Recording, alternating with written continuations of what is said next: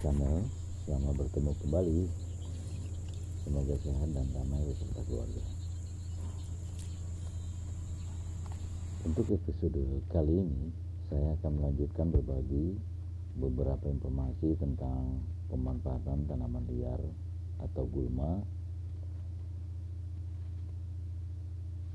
Nah, untuk kali ini saya akan berbagi tentang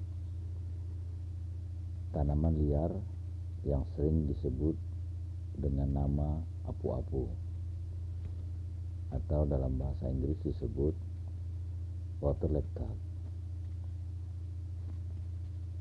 Apu-apu dalam istilah ilmiahnya disebut Pistia stachyotes, atau dapat juga disebut sebagai selada air, kubis air, atau kubis nil.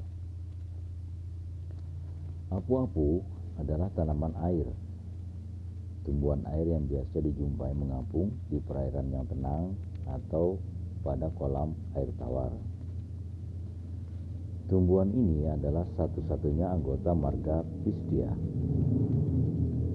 Rhagnum plantaya, Subrhagnum thraceobionta, Superdivision Spermatophyta, Divisi Magnoliophyta, kelas Liliosida, subkelas Arecidia, order Arales, famili Aracea, genus Pistia, spesies Pistia stachyotes L.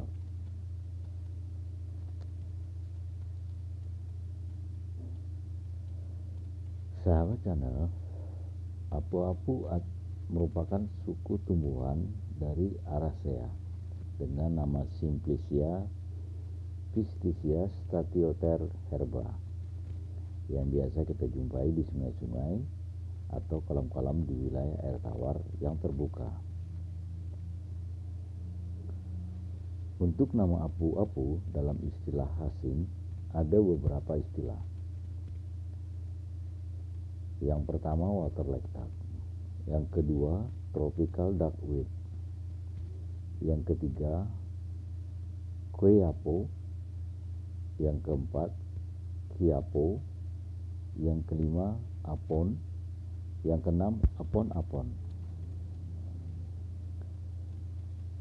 Sedangkan untuk beberapa istilah di Indonesia, apu-apu dikenal dengan berbagai macam penyebutan berdasarkan nama-nama di berbagai daerah. Untuk daerah Sumatera, apu-apu dinamakan emping ara, gaambang, sarme-sarme, sirambon, atau kapu-kapu. Untuk wilayah di Kalimantan, apu-apu disebut dengan nama kiambang, pengembangan, atau tayafu. Di daerah Jawa, apu-apu disebut dengan nama kiapu, ampon-apon, kajeng apu, kayu apu, PAP, atau kapu-kapu. Untuk di wilayah Sulawesi, apu-apu disebut dengan nama poda-poda atau capo-capo. Nah, saya mungkin bertanya-tanya tentang apu-apu ini. Apu-apu memiliki daun tunggal yang berbentuk kloset, yang dimana daunnya seperti bunga ros. Helai daunnya tebal dan berongga seperti spons dengan ujung membulat dan berlekuk. Pertulangan apu-apu bentuknya sejajar dan kedua permukaan daun berbentuk berambut. Apu-apu dapat ditemukan pada ketinggian 5-800 mdpl dari permukaan laut. Tumbuhan ini bentuk termas semusim dan dapat mengapung di air dan memiliki tinggi tumbuh antara 5-10 cm. Daun apu-apu memiliki warna hijau cerah dengan panjang daun antara 1,3 sampai 10 cm, serta lebar daunnya antara 1,5 sampai 10 cm juga. Akar apu-apu sahabat berbentuk serabut dan berwarna putih namun agak kekotoran. Sahabat, apu-apu memiliki kandungan zat-zat yang diantaranya adalah mengandung zat polyphenol, flavonoid, dan tanin. Untuk polyphenol memiliki kegunaan utama adalah sebagai antioksidan alami, sedangkan flavonoid juga sama, memiliki kandungan antioksidan yang sangat baik. Yang ketiga, mengandung tanin, zat tanin. Zat tanin merupakan salah satu zat anti nutrisi. Tanaman apu-apu dipercaya memiliki khasiat beberapa macam. Yang pertama, anti rematik, kemudian anti radang, peluru kencing atau diuretika, pengobatan flu, demam, batuk rejam, kencing nanah, kencing sakit karena dehidrasi atau dysuria, gatal-gatal akibat alergi, disentri, penyakit kulit, dan eksim. Selain mempunyai manfaat untuk pengobatan, tanaman apu-apu juga dapat menjaga kualitas air pada kolam air tawar, karena akarnya dapat menyerap polutan atau racun pada kandungan air. Tanaman ini juga bermanfaat terutama pada saat pemijahan untuk budidaya ikan. Bisa digunakan pada saat pendederan, di mana akarnya dapat berfungsi untuk menempelkan telur atau larva yang dikeluarkan oleh ikan, sehingga larva ikan atau telur ikan aman dari para predator yang ada di air. Selain yang tersebut tadi sahabat, apu-apu juga dapat mengikat jastronik yang merupakan pakan alami untuk anak ikan, atau sebagai tanaman hias pada kolam-kolam yang ada di sekitar lingkungan kita.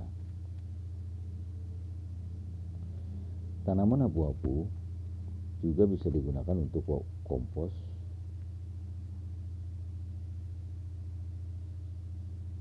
sahabat. Tumbuhan apu-apu yang mengapung di permukaan air tawar dalam melakukan perkembangbiakannya dapat secara generatif melalui biji dan juga dapat berkembang biak secara vegetatif melalui stolon.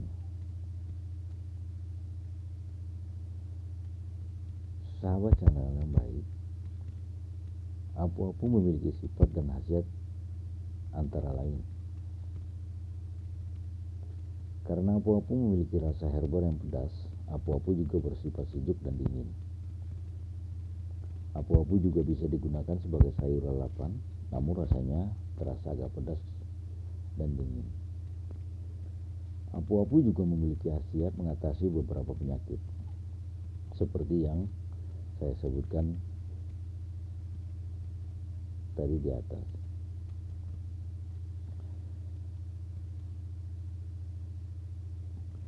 Apu-apu mengandung beberapa senyawa kimia yang antara lain kandungan di dalamnya mengandung zat flavonoid, tanin, dan polyphenol.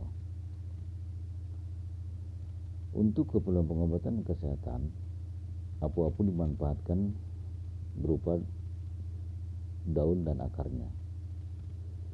Namun sebagian untuk pengobatan yang digunakan adalah daunnya, sedangkan akar digunakan untuk pupuk dan pembuatan kompos.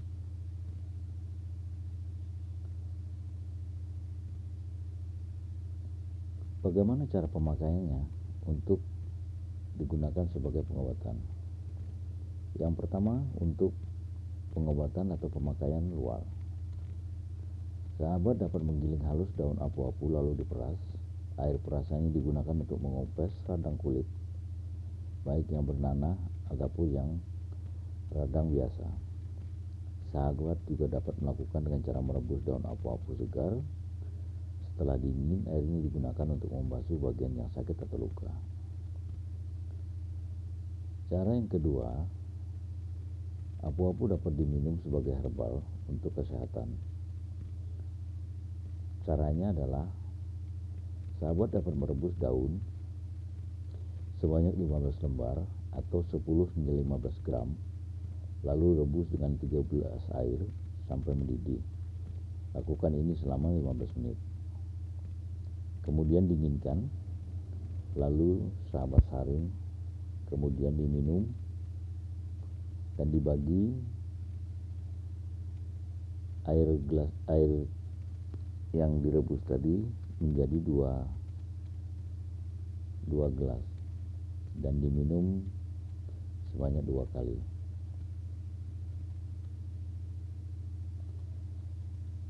Apu-apu juga bisa digunakan untuk mengoples radang. Juga dapat digunakan untuk pengobatan eksim dan panu. Caranya, sahabat dapat mengambil beberapa lembar apu-apu secukupnya, kemudian digiling halus dalam keadaan segar, lalu diperas. Air perasannya dapat sahabat gunakan untuk mengoples pada kulit yang sakit.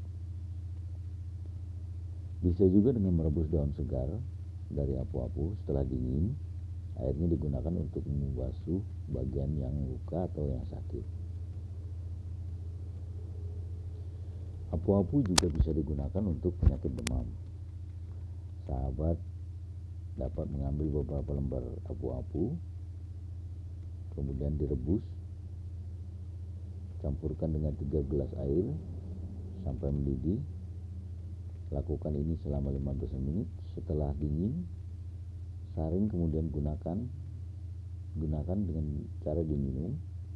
Gunakan Anda lakukan untuk waktu pagi dan sore hari.